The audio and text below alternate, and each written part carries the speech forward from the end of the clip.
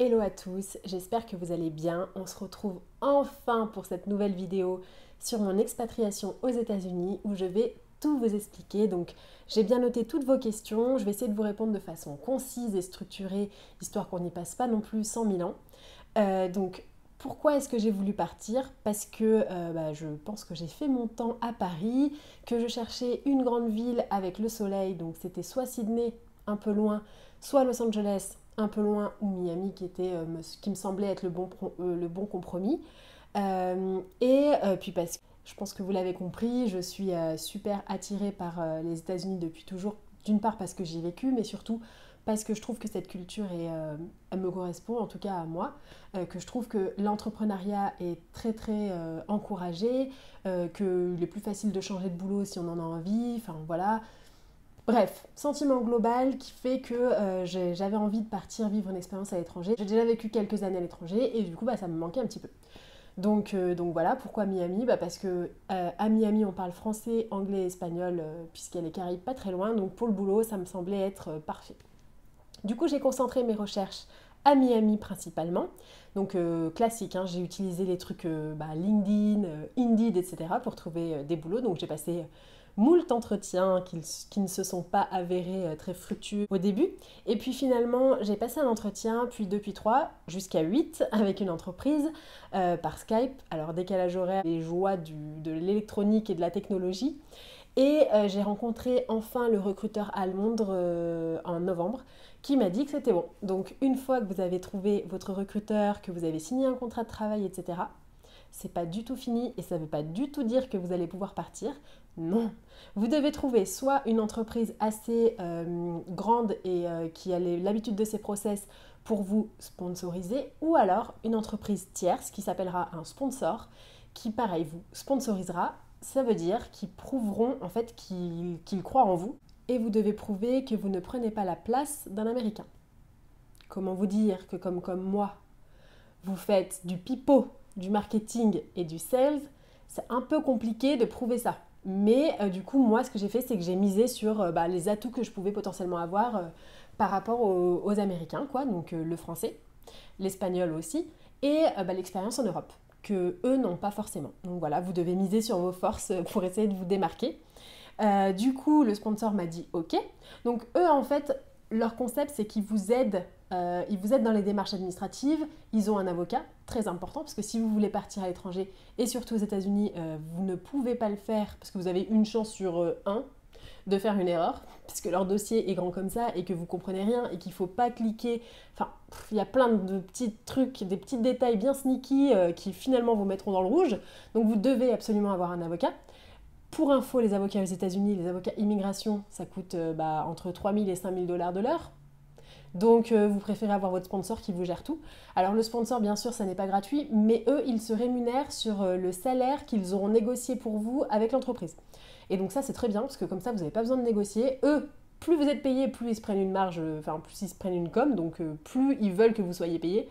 Et du coup, vous dites, ah bah c'est pas moi, c'est eux qui veulent, donc désolé, et vous êtes complètement en dehors des négociations. Ce qui, moi, m'arrangeait bien parce que je suis vraiment nulle en égo, surtout salarial, quoi. Donc voilà. Du coup, une fois que vous avez votre entreprise, votre sponsor, ça n'est pas fini. Vous devez constituer un dossier et un dossier exhaustif avec 1001 documents que vous n'avez pas. Vous devez avoir vos diplômes, chaque diplôme depuis le bac jusqu'au master 2. Vous devez le faire traduire en anglais par un traducteur assermenté avec le petit tampon qui va bien, et ceci coûte 60 dollars par page. Ensuite, vous devez également faire traduire vos feuilles de notes du bac jusqu'au master 2, donc j'aime autant vous dire que ça commence à chiffrer. Puis ensuite, vous devez fournir un acte de naissance, un acte de naissance de vos parents, une espèce de copie de votre compte en banque. Bref, 1001 détails qui nous font grave plaisir d'avoir. Donc ça c'est un peu le challenge parce que vous devez les fournir dans un temps assez limité. Sauf que les gens, par exemple votre université, elle n'est pas du tout pressée par le temps. Elle, donc de vous fournir votre diplôme que vous n'êtes jamais allé chercher, ça peut prendre des mois. Donc en fait il faut le faire en accéléré. Du coup vous perdez encore un peu d'argent. Enfin bref, c'est compliqué. Une fois que vous avez réussi à fournir votre dossier grand comme ça de 1000 milliards de pages eh bien vous avez enfin le droit d'avoir un entretien à l'ambassade. Quand je dis entretien, je pèse mes mots, c'est un entretien. Donc ils peuvent encore vous dire non. S'ils jugent que vous êtes que non, s'ils jugent que non en fait, c'est tout.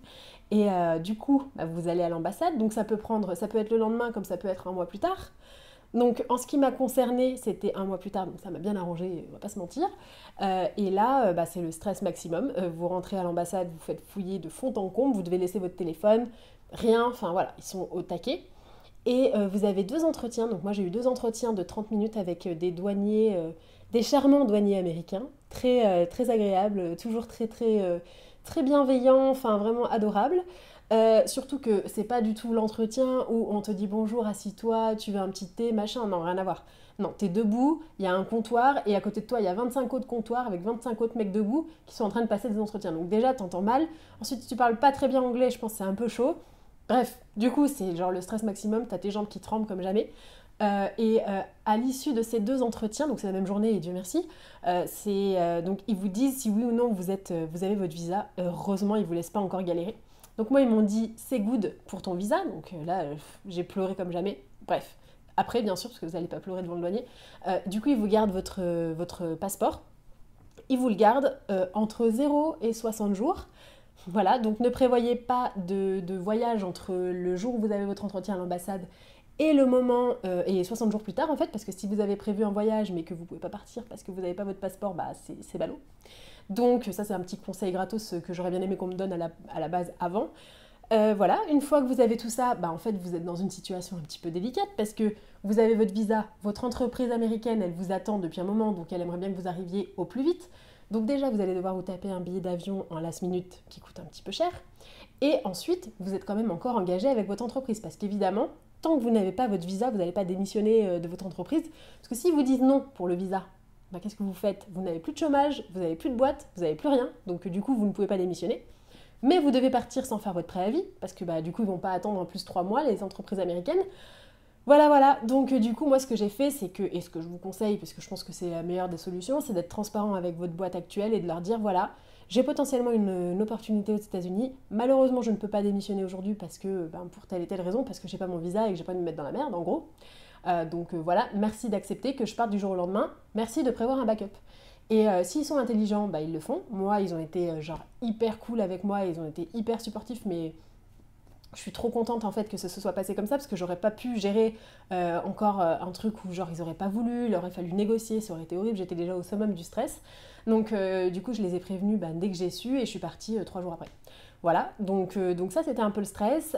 Et une fois que vous êtes sur le territoire, c'est presque bon. Vous devez passer encore un entretien à la douane où on vous demande pourquoi vous venez. Il faut prouver que vous ne voulez pas venir. Donc pareil, à l'entretien à l'ambassade, vous devez prouver que vous ne voulez pas vous installer ici. Donc vous devez ramener tout ce qui est possible. Donc moi j'ai dit que j'avais des parents en France, que j'avais un appartement en France. Enfin voilà, prouvez qu'après la fin de votre visa, vous allez revenir parce que sinon c'est mort, ils ne vous laissent pas partir. Donc voilà, pareil, encore un entretien à la douane. Et une fois que vous avez enfin votre valise et que vous êtes dans l'aéroport, c'est bon, vous pouvez y aller quoi. Voilà, donc ça c'était le méga stress de comment j'ai fait et toutes les démarches administratives trop relou qu'il faut faire. Ensuite, il faut donc trouver un appartement assez rapidement parce que vous n'allez pas non plus dépenser des milliers et des cents dans un hôtel. Du coup, bah, moi ce que j'avais fait, c'est que j'avais pris des rendez-vous comme une malade. J'ai visité 14 appartes, en gros, en tout, en 2 jours. Voilà, donc du coup, bah, vous visitez, et puis bah, du coup, vous pouvez vous faire aider par un realtor, qui est en fait un agent immobilier, et va vous leur donner vos critères, et puis vous êtes vachement bien. Donc ça, c'est cool, mais par contre, avant ça, vous devez ouvrir un compte en banque. Une fois que vous avez ouvert votre compte en banque et on vous a dit que l'appart était disponible, vous passez encore un entretien avec ce qu'ils appellent une association, qui est en fait une espèce d'assemblée générale des locataires. En fait, ils veulent voir si votre profil convient à leur immeuble. Donc du coup, encore une fois, un petit coup de stress. Et une fois qu'ils vous ont dit oui, donc ça peut prendre une semaine, il faut une petite enquête, ils appellent quelques personnes, etc. Et une fois qu'ils jugent que vous pouvez rentrer, eh bien vous pouvez rentrer et vous êtes enfin chez vous aux États-Unis. Et finally, parce que franchement, c'est pas une mince affaire.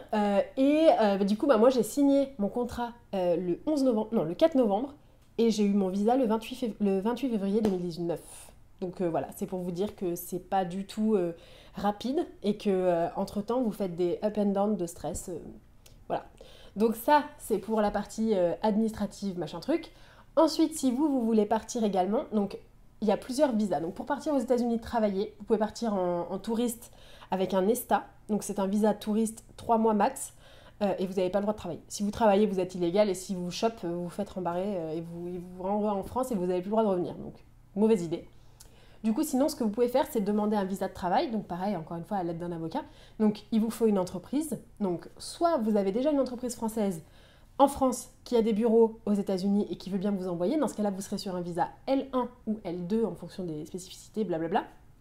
Si vous avez beaucoup de sous, que vous avez 500 000 $ à investir aux États-Unis, vous pouvez avoir un visa E, qui est un visa investisseur. Donc c'est cool, mais en fait il faut avoir un peu de sous. Ou alors vous pouvez avoir aussi un visa O, qui est un visa original. C'est pour les gens qui ont du talent. Pas du tout moi. Donc si par exemple vous êtes un sportif de haut niveau, ou si vous avez un talent de ou vous êtes un peintre incroyable, ou que je ne sais pas, enfin voilà, les blogueuses que vous voyez partir, en général elles partent avec ce visa-là. Voilà, donc moi j'avais un visa E, mais je n'ai pas investi 500 000 €, je n'ai pas 500 000 $ comme ça.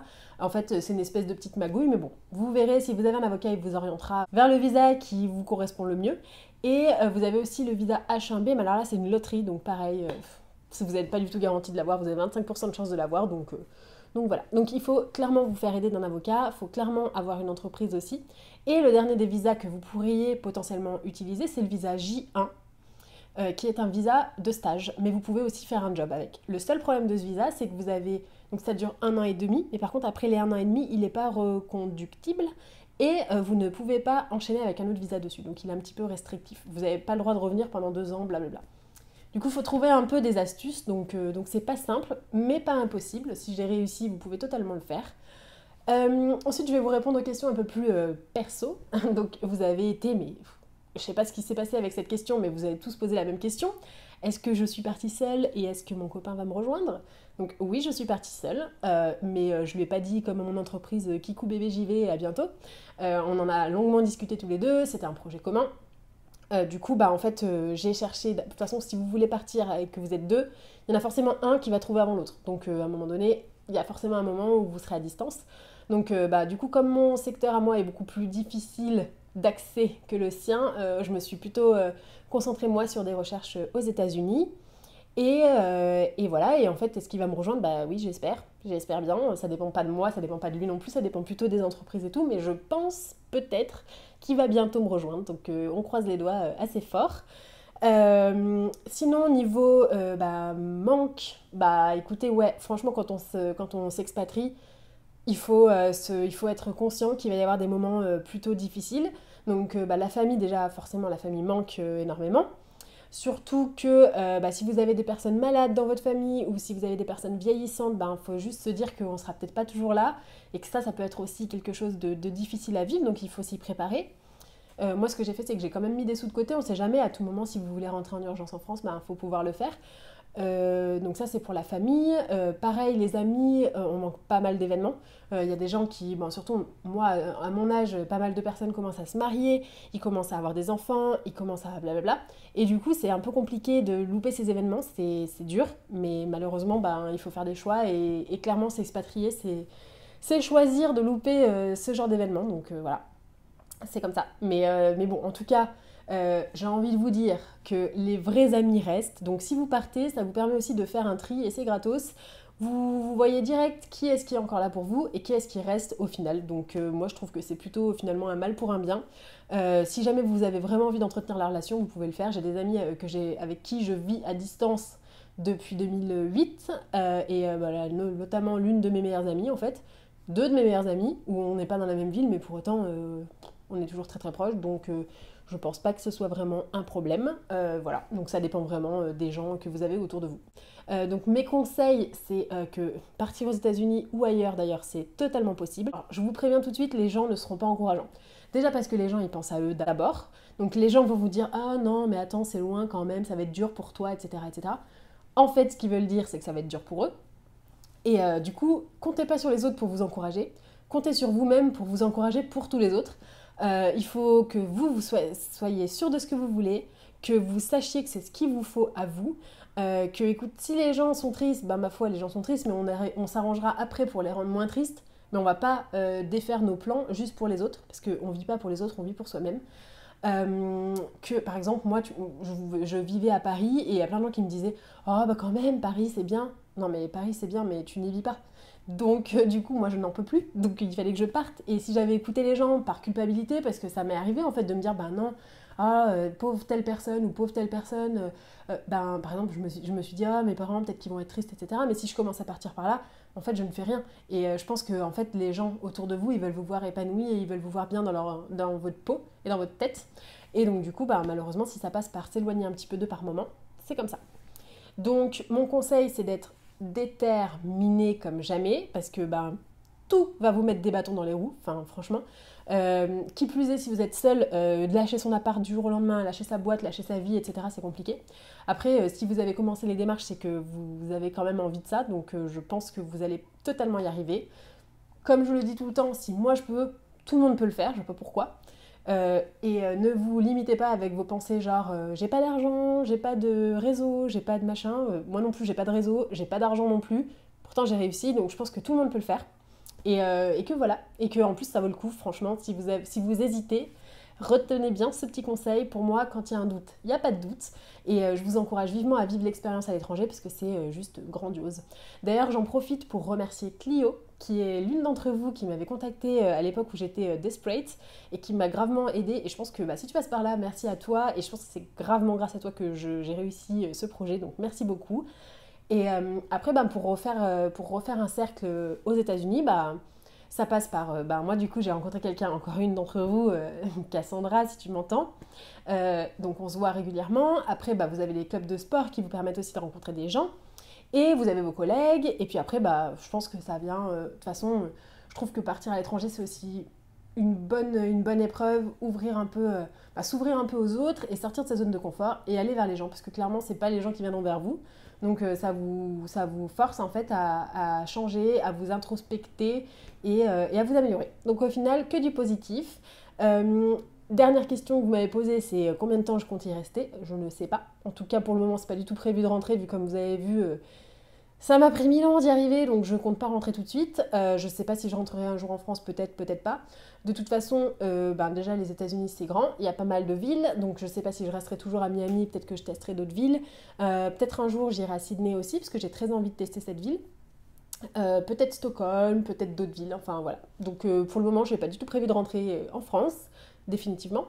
Par contre, dernier petit conseil de Tata Laura, si jamais vous trouvez un boulot aux États-Unis ou ailleurs, n'oubliez pas de négocier dans votre contrat des allers-retours parce que bah, en fait ça fait plaisir et surtout à Noël les billets coûtent cher et si vous voulez rentrer à Noël, bah, quand c'est dans votre contrat c'est eux qui vous les payent. Donc petite astuce. J'espère que ça vous aura plu. N'hésitez pas si vous avez d'autres questions, si vous pensez que j'ai pas répondu à tout, mettez-moi en commentaire et je répondrai au taquet. Et on se retrouve très bientôt, donc prochainement, probablement, sur les podcasts Fit and Caliente et dans tous les cas bah, sur Instagram, les réseaux sociaux, blablabla. À bientôt!